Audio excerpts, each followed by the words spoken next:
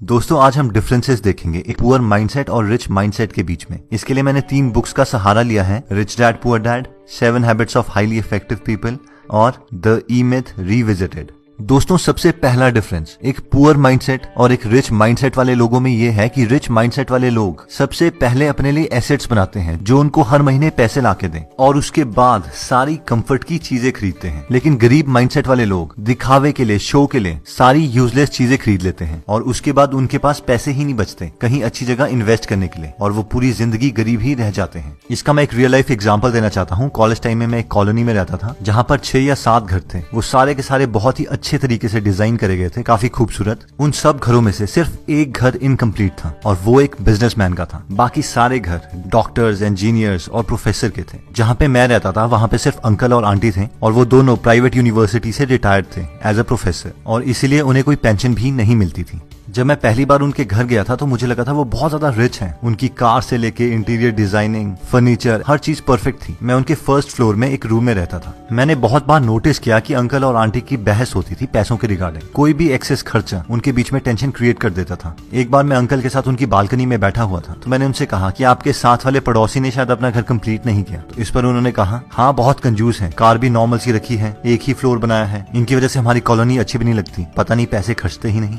थोड़े महीनों के बाद मैं वहां से शिफ्ट हो गया था तो एक बार मुझे अंकल का कॉल आया और उन्होंने कहा कि अगर आपका कोई फ्रेंड है पीजी के लिए तो हमारे पास यहाँ पे वैकेंसी है, आप रेकमेंड कर दीजिएगा। मैंने कहा ओके अंकल। लेकिन मुझे ये बात अजीब लगी कि उन्होंने अगले ही दिन मुझे दोबारा कॉल कर दिया और उन्होंने मुझसे कहा कि क्या आपने किसी फ्रेंड से पूछा? तो मैंने कहा हाँ, लेकिन वो कह रहे हैं कि आपका पीजी काफी कॉस्टली है। तो उन्होंने कहा कि वो तो होगा ही, हम इतनी फैसिलिटीज जो प्रोवाइड कर रहे हैं। और फिर नेक्स्ट डे उनकी दोबारा कॉल आ गई और उन्होंने मुझसे कहा कि हम अपना प्राइस कम करने के लिए तैयार हैं, आप उन्हें यहाँ पे भेज दीजिए। लेकिन एक्चुअल में मेरे फ्रेंड्स के लिए वो प्राइस भी ज्यादा था और वो वहां नहीं गए। जब मैंने ये पूरी स्टोरी को रिच डैड पुअर डैड की थियोरी के साथ कंपेयर किया तो मैंने ऑब्जर्व किया कि 1 सिर्फ वहाँ पे एक बिजनेसमैन का ही घर था जिसका एक फ्लोर बना हुआ था और 1-1.5 साल के बाद वो ही घर उस पूरी कॉलोनी में सबसे बड़ा था। उन्होंने 3 फ्लोर्स बना दिए थे और वो बहुत ही सुंदर बनाया था। सेकंड, अंकल ने होंडा सिटी रखी हुई थी लेकिन वो ट्रेवल स्कूटर में करते थे। हो सकता है वो अपने पैसे बचाने के लिए करते हों, लेकिन मैं ये जानता था कि बाहर से बेशक वो बहुत अमीर दिख रहे हों, अंदर से उन्हें पैसों की कमी थी जिसकी वजह से उनके और उनके वाइफ के बीच में बहस भी होती थी।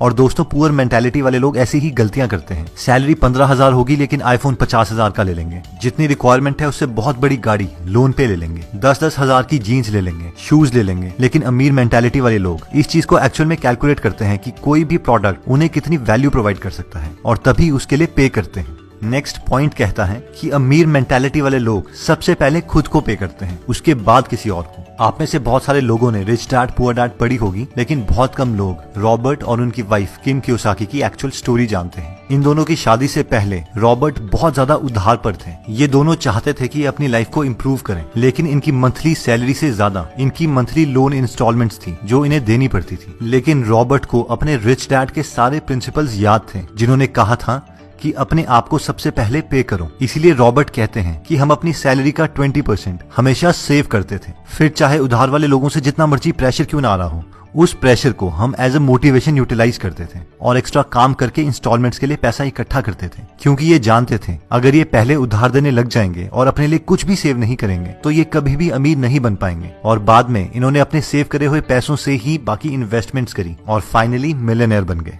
दोस्तों हम में से मैक्सिमम लोग ये गलती करते हैं। हम सोचते हैं कि हम पहले सारा अपना उधार चुकाएंगे और उसके बाद में सेविंग स्टार्ट करेंगे, या फिर हमारी सैलरी का जितना पोर्शन बचेगा हम उसके बाद सेविंग करेंगे। लेकिन ये सीक्वेंस बहुत मैटर करता है। इवन वॉरेन बफेट बोलते हैं कि पहले पैसे सेव करो और उसके बाद बाकी सारे खर्चे करो। आप मान के चलो कि आपकी सैलरी ही कम है और अपनी सैलरी का मिनिमम 20% हमेशा सेव करो। अब ऑब्वियसली सिर्फ सेविंग आपको अमीर नहीं बनाएगी, उसके बाद आपको उन पैसों को इन्वेस्ट भी करना पड़ेगा लॉजिकली, लेकिन ये फर्स्ट और नेसेसरी स्टेप है अमीरी की तरफ। नेक्स्ट पॉइंट कहता है कि अमीर मेंटालिटी वाले लोग अपने स्किल्स को पूरी जिंदगी भर इम्प्रूव करते रहते हैं। इसी प्रिंसिपल को 7 habits of highly effective people book में शार्पन द सॉ के नाम से बताया गया है। क्या आपने कभी ये नोटिस किया है कि बहुत कॉस्टली प्रोडक्ट्स की एडवर्टाइजमेंट कभी भी टीवी में नहीं दिखाई जाती? कभी भी फरारी वाले आपको टीवी में एडवर्टाइज करके ये नहीं बोलेंगे कि आप उनसे फरारी खरीद लो। ना ही कोई हेलीकॉप्टर की कंपनी या प्राइवेट जेट की कंपनी आपको अपना प्रोडक्ट दिखाने के लिए पैसे खर्च करेगी। लेकिन अब सवाल आता है कि ऐसा क्यों है? मैक्सिमम पॉपुलेशन तो टीवी ही देखती है। ऐसा इसलिए है क्योंकि ये लोग जानते हैं कि जो लोग इन प्रोडक्ट्स को एक्चुअल में खरीद सकते हैं वो अपना टाइम टेलीविजन में वेस्ट नहीं करते। ज्यादातर मिडिल क्लास मेंटालिटी वाले लोग graduation, post graduation, PhD, post doc कर चुके हैं, इसलिए वो सोचते हैं कि वो रेस्ट डिजर्व करते हैं और उन्हें कुछ नया सीखने की जरूरत नहीं है, और वो आराम से जॉब के बाद घर में आते हैं और टीवी देख के अपने को रिलैक्स करते हैं, क्योंकि वो सोचते हैं वो इस चीज को डिजर्व करते हैं। वैसे ही कहीं मिडिल क्लास बिजनेसमैन घर में आके आराम से सीरियल्स देखते हैं। नई चीजें सीखना उनके दिमाग में प्रेशर क्रिएट करता है, लेकिन रिच मेंटालिटी वाले लोग ये जानते हैं कि उन्हें अपनी स्किल्स पूरी जिंदगी भर इंप्रूव करते रहनी है। नई चीजें सीखना उनका पैशन है, ये चीज ही उन्हें रिलैक्स करती है। अगर हम बिल गेट्स का एग्जांपल लें तो वो माइक्रोसॉफ्ट से रिटायरमेंट ले चुके हैं, वो एक बिलियनर हैं, उन्हें कुछ करने की जरूरत नहीं है, लेकिन फिर भी वो हर वक्त कोई ना कोई बुक पढ़ते हैं और अपनी सारी बुक्स के नोट्स अपनी वेबसाइट gatesnotes.com में डालते हैं। ये एक रिच मेंटालिटी का परफेक्ट एग्जाम्पल है, क्योंकि रिटायरमेंट के बावजूद बिल गेट्स अपनी वाइफ मेलिंडा के साथ एक फाउंडेशन चलाते हैं, जिससे वो पूरी दुनिया की हेल्थ से रिलेटेड प्रॉब्लम्स में कंट्रीब्यूट कर रहे हैं। हम में से बहुत कम लोग जानते हैं, लेकिन इंडिया के हेल्थ प्रोग्राम्स में इनकी फाउंडेशन ने बहुत ज्यादा कंट्रीब्यूशन किया है। दोस्तों, नेक्स्ट पॉइंट कहता है कि आउटसोर्स। मैक्सिमम लोगों की जब जॉब लगती है तो उनकी ये मेंटालिटी होती है, भाई अब तो अपनी लाइफ सेट है, जिसका इनडायरेक्टली मतलब होता है कि मैं अब ग्रो नहीं करना चाहता, मैं इसी जॉब में रहूंगा। अब क्योंकि हम उसी जॉब में रहेंगे तो हमारी सैलरी सिर्फ इंक्रीमेंट और प्रमोशन से ही बहुत प्रिडिक्टेबल मैनर में ग्रो करेगी, जिसका मतलब ये है कि अब हम स्कार्सिटी माइंडसेट में आ जाएंगे, यानी पैसे बचाने के माइंडसेट में। हम हर चीज से पैसा बचाने की कोशिश करेंगे। बिजली का बिल कैसे बचाएं, खाने में पैसे कैसे बचाएं, पानी का बिल कैसे बचाएं, और बस पूरी जिंदगी इसी स्किल को इम्प्रूव करते रहेंगे। लेकिन अमीर माइंडसेट वाले लोग ये जानते हैं कि उनके पास 24 ही घंटे हैं और एक लिमिटेड विल पावर है, और अगर उन्हें ग्रो करना है तो उन्हें और लोगों की हेल्प लेनी पड़ेगी। इसीलिए वो अपने मैक्सिमम काम, जैसे कि खाना बनाना, कपड़े धोना, ड्राइव करना, इवन की ऑफिस के टेक्निकल काम, वो आउटसोर्स कर देते हैं और सिर्फ उन स्किल्स पे काम करते हैं जो बहुत रेयर और वैल्यूएबल हैं, ताकि वो और ज्यादा ग्रो कर पाए। इसके दो फायदे हैं, एक तो वो अपनी कंट्री की इकोनॉमी में बहुत कंट्रीब्यूट करते हैं,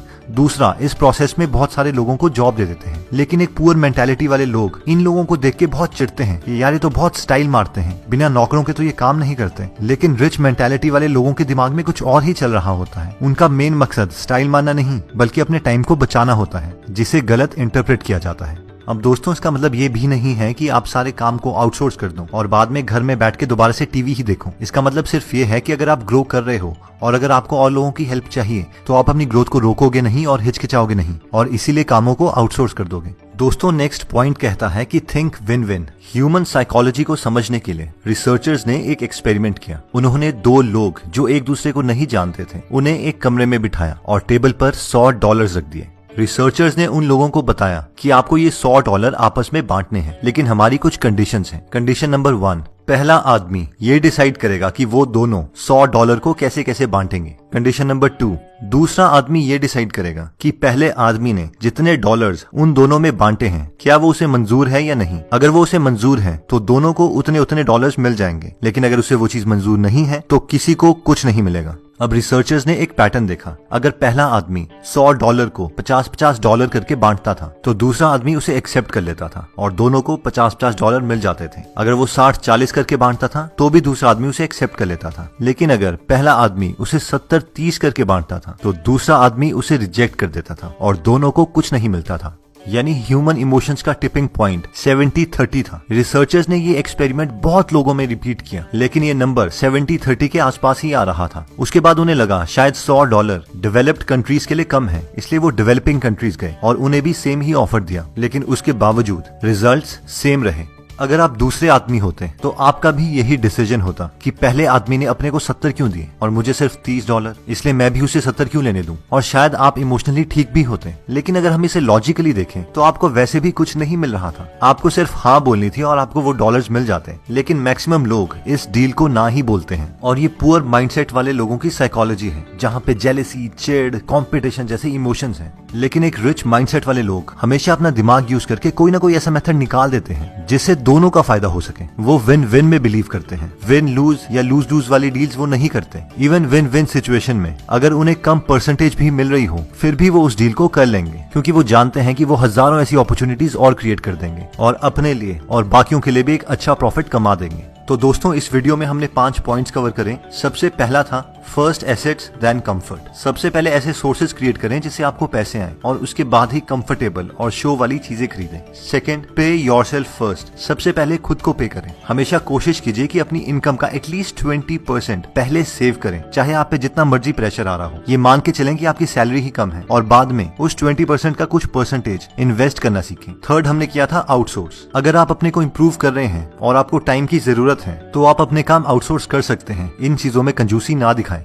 फोर्थ, कंटिन्यूसली अपने स्किल्स इंप्रूव करते रहें, नया नया मटेरियल्स पढ़ते रहें। दोस्तों, अगर आप फ्री में बुक समरीज पढ़ना चाहते हैं तो हमने गीगल ऐप बनाई है। वो ऐप आप डिस्क्रिप्शन में दिए हुए लिंक पे जाके डाउनलोड कर सकते हैं। और फाइनली आता है थिंक विन विन। ये मत सोचो कि दूसरे को मेरे से ज्यादा मिल गया। आप ये सोचो कि आपको पहले कुछ नहीं मिल रहा था, उसके कंपैरेटिवली अभी आपको कुछ मिल रहा है। और अगर आप टैलेंटेड हो तो आप ऐसी सिचुएशंस बहुत क्रिएट कर दोगे। लाइफ में जल्दी आगे बढ़ना सीखो, क्योंकि हमारी लाइफ इतनी बड़ी नहीं है और हम इस धरती पर हमेशा के लिए नहीं है। अगर आप हमारी वीडियोस मिस नहीं करना चाहते तो हमारा पेज लाइक करने के बाद 3 डॉट्स के बटन को प्रेस करके फॉलो के बटन को सिलेक्ट कीजिए और फाइनली सी फर्स्ट के ऑप्शन को सिलेक्ट कर लीजिए। इससे आपको हमारी हर पोस्ट मिलती रहेगी। जय हिंद।